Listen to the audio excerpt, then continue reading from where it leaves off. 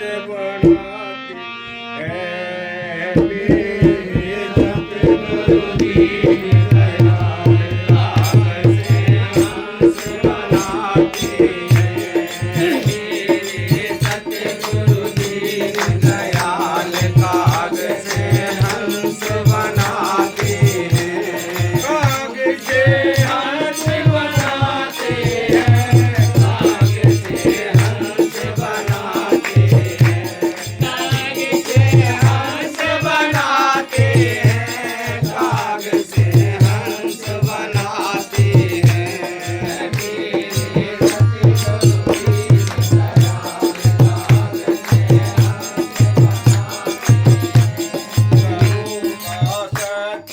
से गुरु का सच्चा है दरबार भरे हैं भक्ति के भंडार वचन अनमोल सुनाते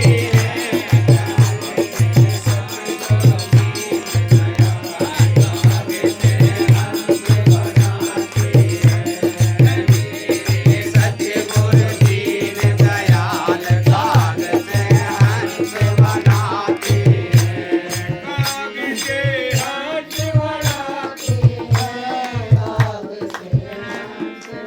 समझना सहज है, क्योंकि बाहर से सुन लिया और समझ भी लिया और अंतर में नहीं धसा तो भय सुनना और समझना व्यर्था है। संतों के वचनों पर अमल नहीं किया तो सुनना क्या फायदा है। आपने देखे होंगे कितनी जनता बैठी होती है सत्संग के अंदर,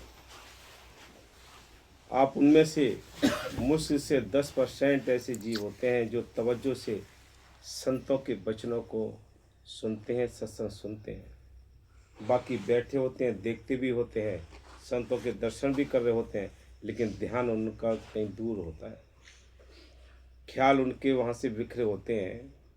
इसलिए संत कहते हैं कि सुनना समझना ये अलग चीज़ है, जिन्होंने अमल कर लिया वो एक चीज़ अलग है। हाँ, और अंतर में जो धसेगा तो उसका बर्ताव भी उसके अनुसार होगा। हाँ, अगर अंदर वचन संतों के अंदर हमारे अंदर आते हैं, बैठते हैं, तो उसी हिसाब से जीव फिर अपनी तसल्लियों के आधार पर जीव व्यवहार करता है।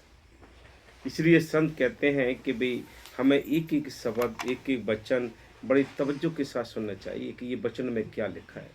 हम सब पल्ले झाड़ कथा सुनते हैं, भाई यही सुना यही छोड़ दिया, अमल नहीं किया। एक वचन भी अगर तुम ले जाओ उस पर अमल करो, अमल करके देखो भाई कि इसके अंदर क्या ताकत है। एक एक वचन रोज अगर अमल करेंगे तो बहुत कुछ सुधार हो जाएगा। संत तो हमें सब कुछ अच्छा सिखाते हैं कि भी सतगुरु दीन दयाल काग से हंस बनाते हैं। भाई हम मालिक के देश से आए थे, साफ सुथरे थे, इस काल की नगरी में आकर विषय विकार की गंदगी चढ़ गई। फिर भी वो मालिक बड़ा दयालु है कि संतों के अंदर बैठकर हम सबको समझाता है, हम सबको याद दिलाता है उस घर की जिस घर को हम छोड़ कर आए हैं। क्या कहते हैं वो कि अपने घर चलो, ये तुम्हारा घर नहीं, चल हंसा सतलोक हमारे छोड़ो ये संसार हो, ये संसार काल है राजा कर्म को जाल पसारा हो। यह कर्मों का जाल पड़ा है, कौन सुखी है यहाँ, सारे ही कर्मों से दबे पड़े हैं।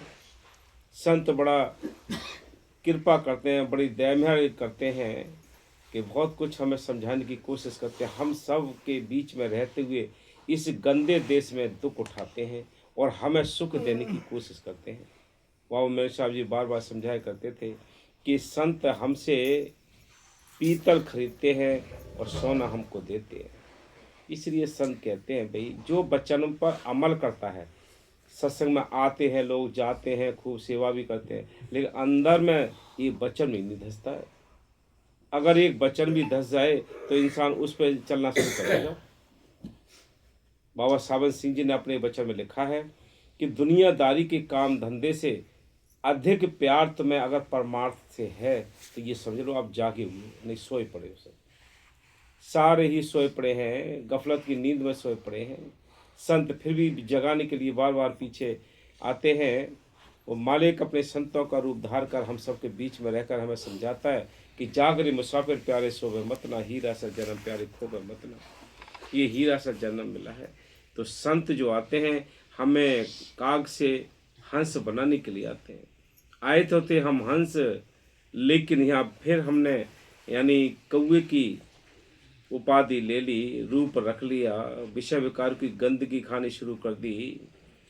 इसलिए संत इसको होश दिलाने के लिए आते हैं। जो वचन मान गए वो लाभ मिल गया उनको। हाँ जी, जो अंतर में होगी वही बाहर निकलेगी। हाँ, जो अंतर होती है वही बाहर निकलती है। जो अंदर प्यार होगा तो बाहर भी प्यार निकलेगा।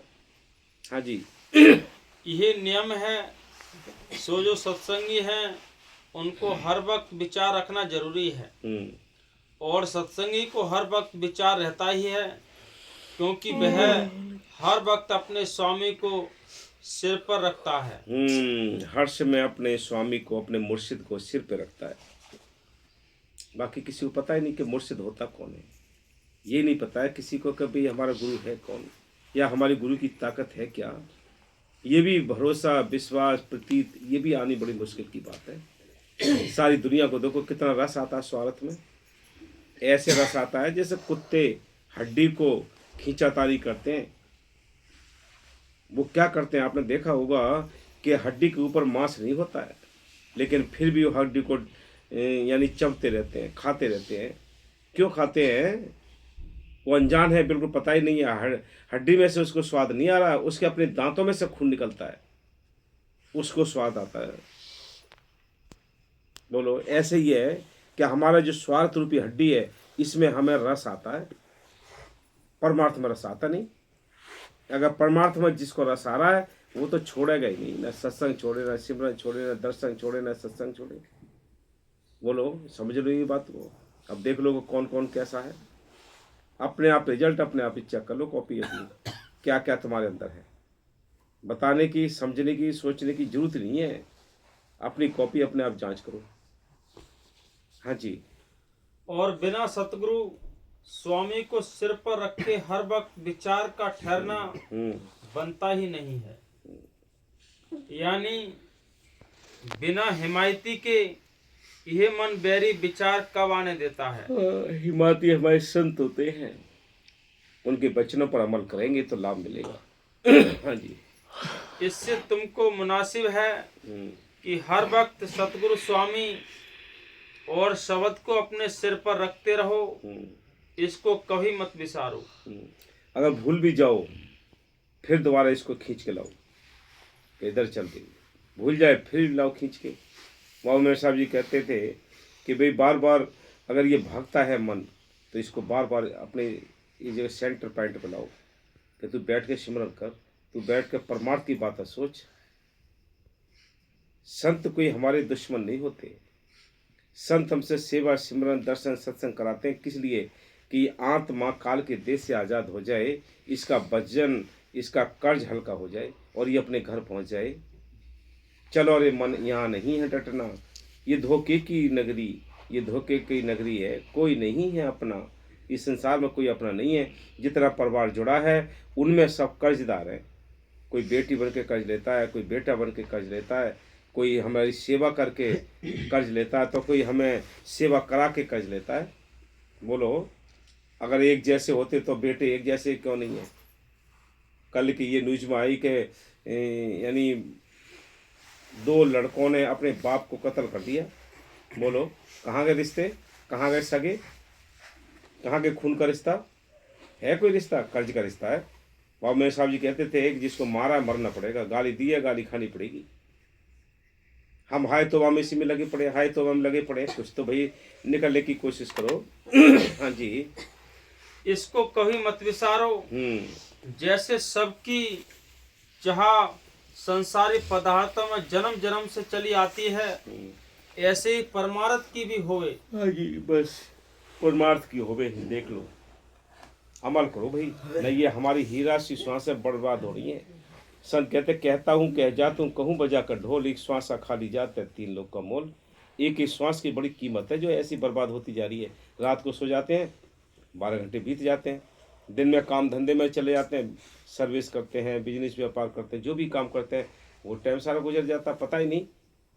जब आता है अपने काम करने का टाइम तो ये नींद काल ला के खड़ी कर देता है, आलस ला के खड़ा कर देता है।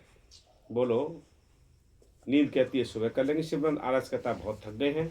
ये काल की तो कर्मचारी हैं सब लगाए हुए, मुकाबला करना है, संघर्ष का मैदान है, आराम नहीं है यहाँ। हाँ जी, हो गया। हाँ बोलो जी। सतगुरु दीन दयाल कागज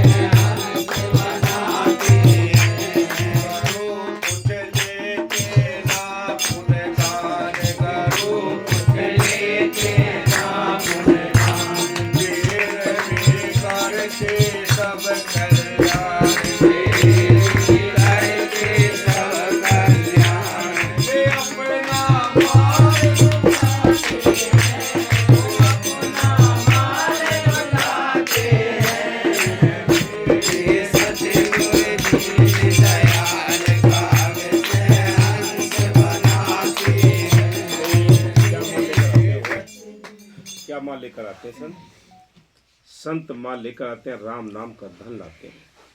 वो राम नाम का धन लुटाने के लिए आते हैं। एक तो राम नाम का धन गहरी होता है संतों के पास, एक राम नाम का धन के जरिए बाबा बकीर साहब ने रिकॉर्ड तोड़ दिया। देखो कितना पैसा, सोना चांदी नोट कोट सब लुटाए बाबा मस्ताना जी ने, मैं साहब जी देखो क्या कोई कमी आई। इसलिए संत कहते हैं कि वो अपनी कमाई लुटाते हैं, मालिक से अधिकार लेकर आते हैं। वो हम सब के क्या लेते हैं, वो आपने बहुत कीमती बात देखी होगी, आपको बताएं। बाबा बकीर साहब जी लगभग 15 साल तक लगातार पैसा सोना चांदी नोट सब कुछ बांटते रहे और एक छोटा सा बैग रख देते थे दर्शन के टाइम। अब वो देते थे 200 रुपये और बैग में हम डालते थे 10 रुपये। तो विचार के करके तो देखो कि 10 रुपये ज़्यादा है या 200 रुपये ज़्यादा है। वो अपना माल लुटाते हैं, लेकिन फिर भी वो आपसे सेवा इसलिए कराते हैं तुम्हारे स्वार्थ में से थोड़ा बहुत तुम्हारा अंश निकल के परमार्थ में लग जाए, ताकि तुम्हारा धन सफल हो।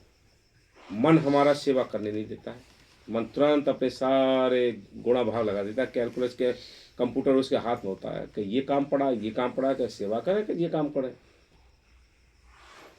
हमारी यूपी है सेवा में सबसे पीछे रहती है ना। अभी महात्मा जी कई 2-3 बार प्रोग्राम में कह रहे थे कि भाई वो बैग रखो बैग रखो, हम अपनी बेइज्जती को छिपाए पड़े। तो हमने कहा महात्मा जी चलो देखो, आपकी एक बार टाल दिया, 2 बार टाल दिया, अगली बार तीसरी बार इन्होंने बिना कहे किसी से बैग मंगा लिया और बैग मंगा लिया, वहाँ बैग आगे रख दिया। अब रख दिया, अब देखिए इन्होंने जब सेवा कितनी आई तो गिरने भैया तो कुछ नहीं है। तो मैंने कहा हम इसलिए तो छुपाए पड़े कि भाई बेइज्जती और हो जाएगी हमारी कि यूपी की क्या हाल है, बैग भर गया पूरा। बताओ, तो भाई यूपी का ऐसा ही हाल है। ये हरियाणा पंजाब राजस्थान वो जानता है, दिल्ली जानती है कि भाई सेवा क्या होती है, उनको तड़फ है। हमारी इतनी ये संगत है, ये इनको तड़फन भी नहीं, सेवा भाव भी नहीं। आज हरियाणा पंजाब राजस्थान दिल्ली जो साथ संगत तो बहुत तड़प रही है, अरे महात्मा लोगों डाल के तो देखो एक बार बैग में डबल आ जाएगा तुम्हारे पास। डबल नहीं आता है, 10 गुना आता है। 10 गुना आता है, सही बात है। 10 गुना कितना आता है? हमारे बीच में एक सेठ जी बैठे हैं, देखो मुनिदेव जी, हाथ खड़ा कर दो यार, हाथ तो खड़ा कर दो। गरीब आदमी को गरीब हाथ खड़ा कर दो भैया। अरे हम अरे तो हाथ तो खड़ा करो। गुनहगार हैं सब अरे संगत हाथ तो के खड़ा करो ना, बाबा हाथ जी। तो खड़ा करो। हैं? हाँ गुनहगार हैं बाबा जी। हाथ खड़ा करो ना तो ये है। मालिक के देखो क्यों बिठाओ है? तो अब देखो सुनो, जब बहुत टाइम के बाद कौन से सन में खत्म भाई आपके पिताजी? ऐसे ही करीबन 98 में 70। हाँ ऐसे ही है। बहुत 99 99 तो बना है ये भवन वाला। हाँ उसी समय तो पिताजी के इनके थोड़ा सा इलाज भी कराया इन्होंने, और मालिक की मेहर से फिर उनका जब चोला छोड़ दिया तो संस्कार कराया, सत्संग कराया, तो थोड़ा हल्का फुल्का लेना देना हो गया कोई बाहर का। तो हम दोनों इसी रोड से जाके, ये यहाँ तालाब था, तालाब पे जाके ये कह रहे थे कि भाई मैं क्या करूं, मेरे पे इतना लेना देना है, मैं बाहर जाऊंगा कमाने के लिए। तो मैंने कहा भी कहीं मत जाओ, यहीं कोई काम शुरू करो अपना। सतगुरु की मेहर से काम भी देखो शुरू किया, आज लखपति नहीं, करोड़पति नहीं, अरबपति है। किसने दी ये बरकत? ये बरकत कहाँ से आई है? तवज्जो के साथ इन्होंने सेवा की, हर महीने अपनी सेवा पहुँचाई, लेकिन फिर भी हमें फिर भी धोखा हो जाता है कि भाई माया बेशक ज़्यादा आती है, लेकिन फिर भी वो हमें भटकाने के लिए आती है, टाइम हमें देती नहीं है परमार्थ के लिए। ये विचार हमें करना जरूरी है। सतगुरु कमाते सभी हैं, सभी लोग कमाते हैं, लेकिन बरकत और दया मेहर ये कहीं कहीं होती है। तो मालिक की मेहर से आप विचार करो कि वो हमसे संत कुछ नहीं लेते हैं, हमारी भलाई के लिए हमारा जो धन है उसमें से ज़बरदस्ती निकाल कर, कहते हैं बाबा जी कहते थे कि भाई पीतल खरीदते हैं और सोना देते हैं। बोलो पीतल की कीमत और सोने की कीमत कितनी होती है? कोई दिल से करके तो देखो, 1 रुपये खर्च करो 10 रुपये मिलेंगे। लेकिन ये मन बैरी काल का लगाया हुआ एजेंट है, ये कभी किसी से ना सेवा करने देता, ना परमार्थ करने देता है। ऑटोमेटिक ही देख लो, प्रैक्टिकल कर लो, जब भी सेवा की बात आएगी अंदर से ही निकल के कहता है कि ये काम पड़ा, ये काम पड़ा, फिर आगे देखेंगे। तो अब देखो जोर किसका है? पलड़ा कौन सा भारी है? पलड़ा तो स्वार्थ का भारी है। हाँ जी चलो।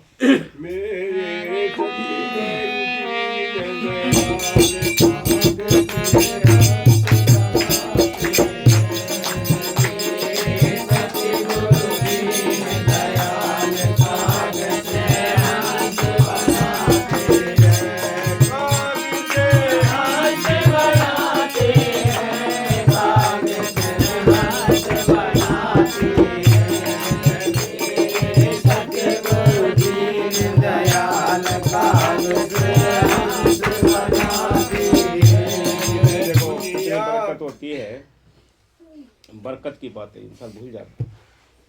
हम अपन हाईवे से मुड़े थे, इनकी ही मार्केट है वो सारी, पूरी मार्केट बन रही थी, ये छत रह गई थी। मेरे को फ़ोन करा के महात्मा जी ये जगह है देख लो। मैं आया आश्रम से, तो मिस्त्री वहाँ काम कर रहे थे, लेंटर की तैयारी हो रही थी उसकी पूरी मार्केट की। तो बोले कि ऐसे सब बात है, ये बिक रही है ज़मीन, मेरी बात कराओ मेरी कोई। अब वो हमें भी जानता था और इनका तो है ही था ही परिचित। तो बोला कि मैं 10 लाख रुपए लूँगा। तो मैंने चलो भाई 10 लाख ले लो, इनकी और कोई गुंजाइश हो तो करो। कि नहीं 10 जो बता दिए वो इतने ही लेंगे। तो हमने उसको 10 रुपये दिए, केवल 10 लाख का सौदा करा था, 10 रुपये ब्याने में दिए थे उसको। और ब्याना देने के बाद हमने कहा भाई सारे वो जो मजदूर लगे हुए, मिस्त्री लगे हुए थे, सबको कहा भाई नीचे आ जाओ सब, अब तुम्हारा रोल नहीं, अब हमारा आगे का काम हमारा होगा। लेंटर इन्होंने डाला और इतने में ही कोई दूसरा एक सेठ आ गया, बोला कि मैं 12 लाख रुपए देता हूँ। 2 लाख रुपए तुरंत, बोलो कहाँ ले जाओगे? छिपा लो, कितने छिपाओगे? ये रहमतें हैं मालिक की। जब समय होता है तो रहमत बहुत देता है। अब हम भूल जाएं तो इसका कोई इलाज नहीं। हाँ जी। दुनिया के सताए हुए लोग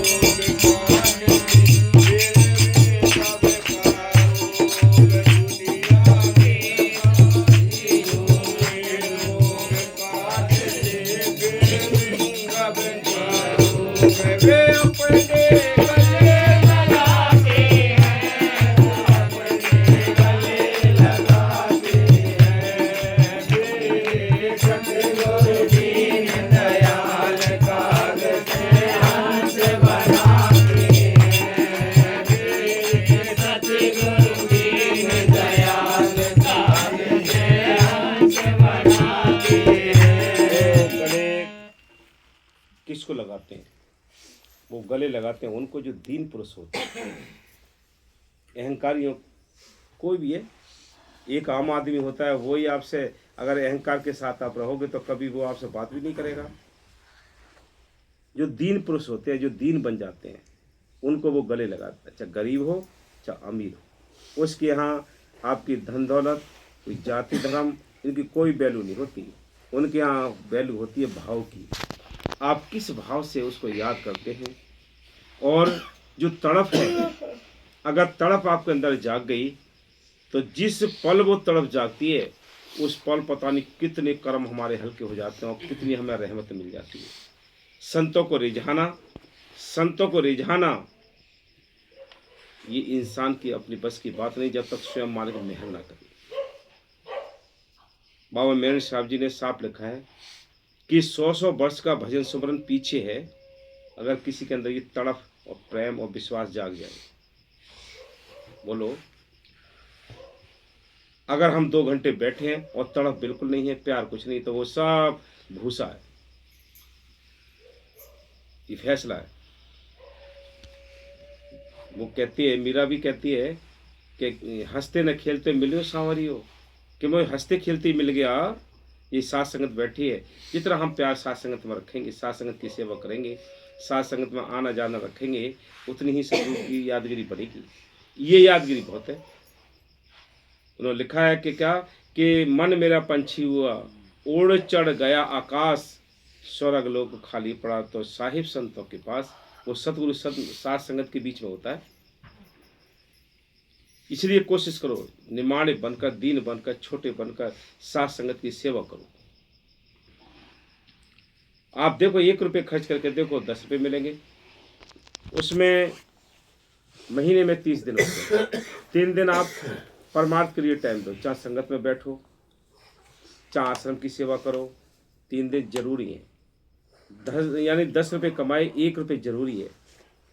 अगर इधर नहीं कमाओगे तो उधर निकल जाएगा वो। ये संतों का अटल फैसले, इनको कोई रोक नहीं सकता। हाँ जी।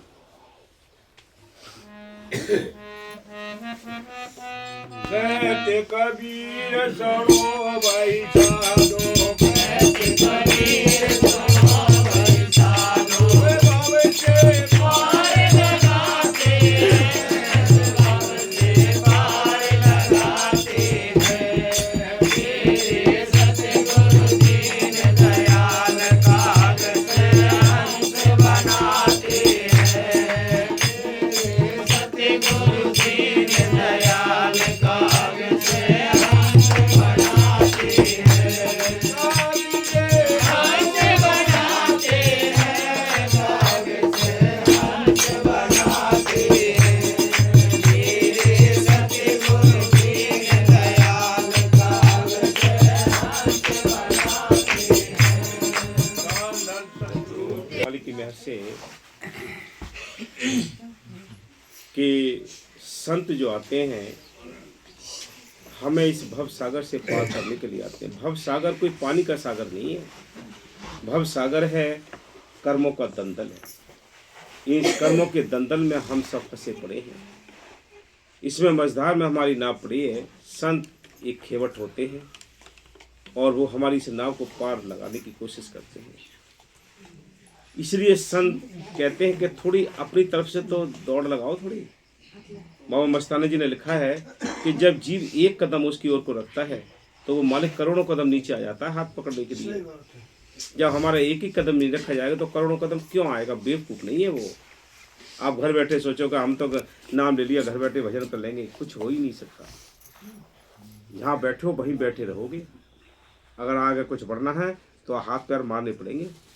पानी में जब डूबता है इंसान, अगर हाथ पैर मारने सीखा हुआ है तो पार हो सकता है, नहीं तो मझधार में डूब जाएगा। याद रखो, सब बहुत कीमती बातें हैं। ये बाबा मेरे साहब जी, आपको बाबा बकरी साहब जी ही मालिक आप सबको हिदायत दे रहा है। इसलिए हम सबको चाहिए कि भाई दोनों काम करने, परमार्थ भी करना है, स्वार्थ भी करना है। आप 10 घंटे स्वार्थ करते हो तो 2 घंटे परमार्थ के लिए टाइम दो, सेवा सिमरन के लिए दो। ये निश्चित करो, टाइम टेबल बना लो कि हमने इतने टाइम ये सत्संग सुनना है, आज पूरे दिन हमने ये सुबह शाम सिमरन करना है, ये मजलिसें करनी है। ये टाइम टेबल जब तक नहीं बनाओगे, प्रण नहीं करोगे, निश्चित नहीं करोगे, तब तक कुछ नहीं होगा। और आपने ये कह दिया कि जब देखी जाएगी, अगर होगा पैसा तो कर देंगे सेवा, अगर ये कह दिया कि होगा तब, तो कभी भी नहीं कर सकता। ये कह दिया कि टाइम मिल जाएगा तो चले जाएंगे सत्संग में, कभी टाइम नहीं मिलेगा। बोल दो अगला प्रोग्राम अपने आप छूट जाएगा। याद रखो, ये कीमती बातें। हाँ जी, बस